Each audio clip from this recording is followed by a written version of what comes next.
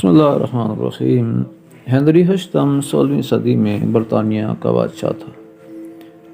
وہ 1509 سے 1547 عیسوی تک تخت نشین رہا۔ وہ نرینہ اولاد کا خواہش مند تھا، مگر ملکہ کیتھرائن کوشش کے باوجود اسے ولی عہد نہ دے سکی۔ بادشاہ نے دوسری شادی کا فیصلہ کیا، لیکن کیتھولک فرقے میں دوسری شادی کی اجازت نہیں تھی۔ اس زمانے میں یورپ کے تمام بادشاہ کیتھولک ہوتے تھے۔ وجہ ویٹیکن سٹی اور پوپ تھا۔ بادشاہ جب تک پوپ سے اپنی بادشاہت کی تصدیق نہیں کرا لیتا تھا، یورپ کے دوسرے بادشاہ اسے بادشاہ نہیں مانتے تھے۔ چنانچہ بادشاہ کا کیتھولک ہونا لازمی تھا۔ ہنری ہشتم نے دوسری شادی کی اجازت کے لیے پوپ سے رابطہ کیا، مگر پوپ نے اس خواہش کو حرام قرار دے دیا۔ بادشاہ نے دوسری، تیسری اور چوتھی بار درخواست کی، پوپ نہ مانا۔ بادشاہ بھی بادشاہ تھا، وہ غصے میں آ گیا اور اس نے ویٹیکن کے مقابلے میں چرچ بنانے کا اعلان کر دیا۔ یہ اعلان چرچ آف انگلینڈ کی بنیاد بنا۔ بادشاہ نے 1534 عیسوی میں چرچ آف انگلینڈ بنایا، اپنا پوپ تعینات کیا۔ آرچ بشپ نے بادشاہ کو دوسری کی بجائے تیسری، چوتھی اور پانچویں شادی کی اجازت بھی دے دی، اور یوں بادشاہ کو ولی عہد اور دنیا کو نیا فرقہ مل گیا۔ آج دنیا کے 160 ممالک میں چرچ آف انگلینڈ کی شاخیں ہیں، اور وہ عیسائی مرد جو کیتھولک رہ کر دوسری شادی کرنا چاہتے ہیں، وہ چرچ آف انگلینڈ سے وابستہ ہو جاتے ہیں۔ ہم اس واقعے کا تجزیہ کریں تو ہم دو نتائج پر پہنچیں گے: مذہب کے بے لچک رویے اور بادشاہوں کی خوفناک طاقت۔ تاریخ یہ بتاتی ہے کہ جب مذہب اپنی لچک کھو دیتے ہیں، جب یہ وقت کے تقاضوں کو ماننے سے انکار کر دیتے ہیں، تو لوگ نیا فرقہ ایجاد کر لیتے ہیں۔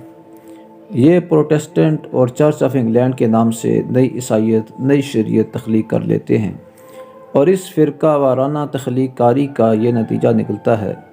آپ یہ جاننے کے لیے ویٹیکن کی تاریخ پڑھ لیں۔ دنیا میں ایک ایسا وقت بھی تھا جب پوری عیسائی دنیا پر ویٹیکن کی حکومت تھی۔ پوپ کا فرمان پتھر کی لکیر ہوتا تھا۔ یہ اگر کافی کو حرام قرار دیتا تو کافی 500 سال تک عیسائی دنیا میں حرام رہتی تھی۔ لیکن آج وہ ویٹیکن کہاں ہے؟ پوری عیسائی دنیا پر حکومت کرنے والی ویٹیکن اسٹیٹ آج صرف 110 ایکڑ تک محدود ہے۔ یہ دنیا کی مختصر ترین ریاست کہلاتی ہے۔ ویٹیکن کو کیا ہوا؟ یہ کہاں چلا گیا؟ ویٹیکن کو اس کے بے لچک رویے اور پوپس کے سخت احکامات کھا گئے۔ یہ اسے ریت کی طرح بکھیرتے چلے گئے۔ ویٹیکن کے پادری اس قدر سخت تھے کہ جب مسلمان عیسائی دنیا کو گھوڑوں کی سموں تلے کچل رہے تھے، اس وقت ویٹیکن میں یہ بحث چل رہی تھی کہ حضرت عیسیٰ علیہ السلام نے صلیب پر چڑھنے سے پہلے خمیری روٹی کھائی تھی یا پتیری۔ یہ لوگ گلیلیو جیسے سائنسدانوں کو اس جرم میں جلا دینے کا حکم دے دیتے تھے، تم نے زمین کو چپٹا کیوں قرار دے دیا؟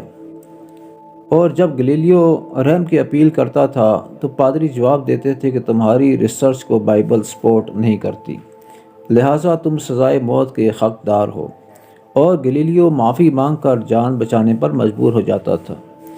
یہ وہ سختی تھی، یہ وہ بے لچک رویے تھے جنہوں نے ویٹیکن اسٹیٹ کو چھوٹا سا شہر، پادریوں کو چرچ کا چوکیدار اور بائبل کو بک بنا دیا۔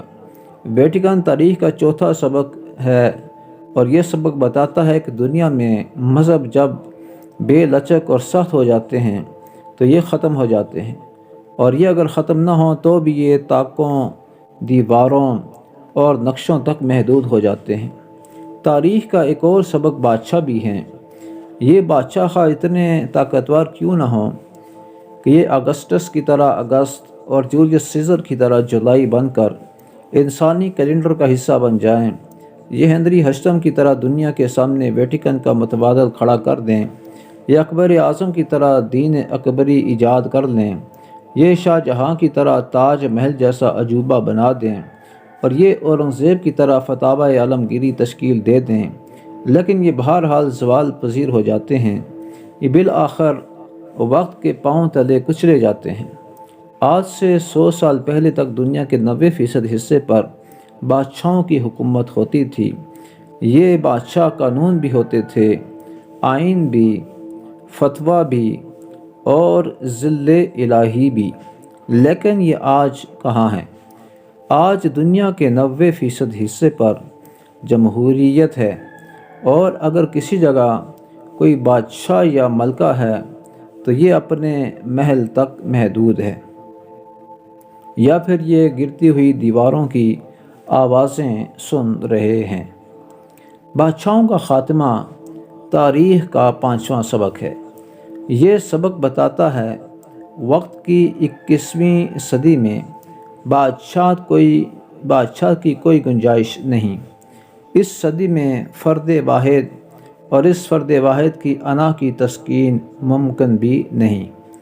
آپ کو اگر یقین نہ آئے تو آپ دنیا کا نقشہ سامنے بچھا کر بیٹھ جائیں، کرۂ ارض کو ایک کونے سے دوسرے کونے تک دیکھیں اور پھر اس سوال کا جواب دیں۔